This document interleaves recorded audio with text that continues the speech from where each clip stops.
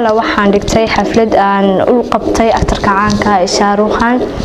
xafladda run ahaantii waxay kala soo qayb galay dad badan siiba asxaabteeda familygeyga kaasa marka waxaan xafladan u qabtay waa maadaama ay ahayd dhalashadiisa anigana aad iyo aad aan u taageero inay noqoto markii ugu horeeyay si wanaagsan aan uga qayb qaato muddo badan aan soo waday asxaabteedii garab igu siisay run ahaantii ninka aad iyo aad baa u taageeraa weligeena waa taageerin jiray ilaa yaraanteedana waa soo taageeri jiray isagana ku caqliyeystay filmaantiisa iyo aadka u jeclahay.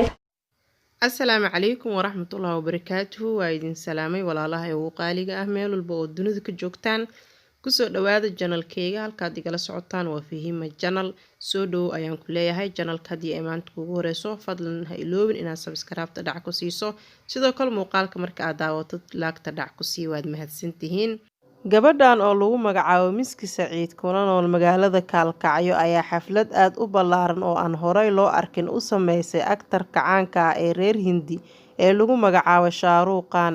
gabadhan ayaa sawirro ay ka soo qaaday xafladeedii oo ay dhigatay soo gelisay barta Facebook kadibna waxaa ka dhalatay hadalhayn aad u ballaaran.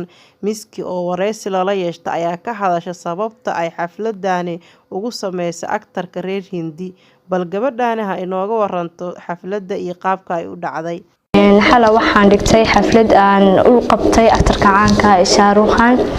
xafladda run ahaantii waxay kala soo qayb galay dad badan siiba asxaabteeda familygeyga kaasa marka si wanaagsan oo igu dhacday saan ka rajeynayna si ka wanaagsan bay noqotaa. waxaan xafladan u qabtay waa maadaama ay ahayd dhalashadiisa anigana aad iyo aad aan u taageero inay noqoto markii ugu horeeyay si wanaagsan aan uga qayb qaato muddo badan aan soo waday asxaabteedii garab igu siisay run ahaantii ninka aad iyo aad baa u taageeraa weligeena waa taageerin jiray ilaa yaraanteedana waa soo taageeri jiray isagana ku caqliyeystay filmaantiisa iyo aadka u jeclahay sida filmaantiisa caanka iyo blockbusterka कुछ कुछ होता है दिलवाले दुल्हनिया ले जाएंगे Mohabbatein all dhammaan filmaantiisa way ismeeyeen laakiin dhamaantood wada jeclahay midna kama dooran karo hadda mid aan sheegana ma garanayo. Miski jacayl ay u qabto filmaanta uu soo saaray Shahrukh Khan iyo sidoo kale taageero ay taageerto darteed ayay ugu sameysay xafladani dhalashada ah. Shahrukh Khan oo dhashtay sanadku markuu ahaa 1965 ayaa waxa uu jirsaday 55 sano. 2 Sebtembar ee bishan ayay ahayd markii ay dhigatay xafladani Miski kadibna ay hadalhayn aad u ballaaran ay ka dhalatay. waxay ugu dhalatay ilaa iyo wurigii waa soo waday kole waa hore xitaa waan soo waday wax badan baan soo taageer jiray kole sanadka ma dhigi karaan oo yar baa soo taageer jiray waan ku caqliyeystay oo atarka kaliya ku caqliyeystay in filmaantiisa daawado waaga yara dhalada xitaa laga ma warkacin jirin asaga kaliya iska daawan jiray sidii waan ugu caqliyeystay kaliya saan taageera.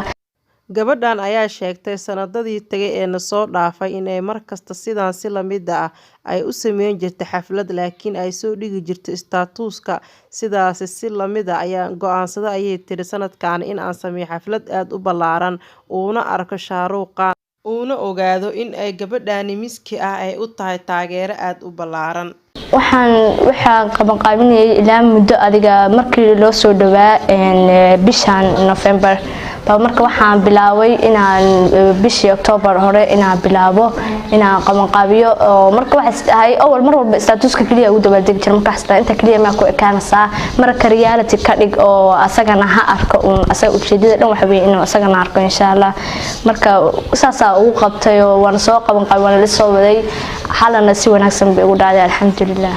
हर घड़ी बदल रही है डूब जिंदगी छाव है कभी कभी है डूब जिंदगी हर पर यहाँ चेवर जियो जो है समा कल हो न हो. gabadhan ayaa sheegtay in muddo bil ah ay qaban qaabinaysay xafladda oo aysan dhaafinin maalintii ay iyada rajeynaysay in xafladdaasi ay dhacdo. 2 bishan ayayna ku beegneeday waxa ayna sheegtay in ay si qurux badan xafladdaasi u dhacday oo ay waqti iyo juhdi aad u fara badan soo gelisay. bishii horena ay bilowday in xafladdaasi ay markaasi sii diyaariso gabadhan ayaa doonaysa in xafladda ay sameysay ay gaarto ama uu arko shaaruuqan uuna ogaado in ay taageero ee u tahay. Gabadhan ayaa xifdisay heesaha iyo sidoo kaleeto filimaanta uu soo saaro aktarkaas.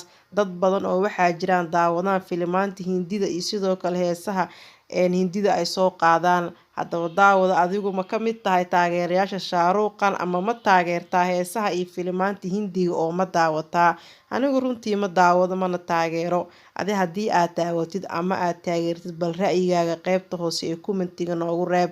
Sida ay kula tahay miski gabar Soomaaliyeed inay u dhigto xaflad aad u ballaaran aktarka shaaruuqan xilli lagu wada jiro bishii uu dhashtay nabigeena Maxamed nabadgelyo iyo naxariis korkiisa ha ahaatee.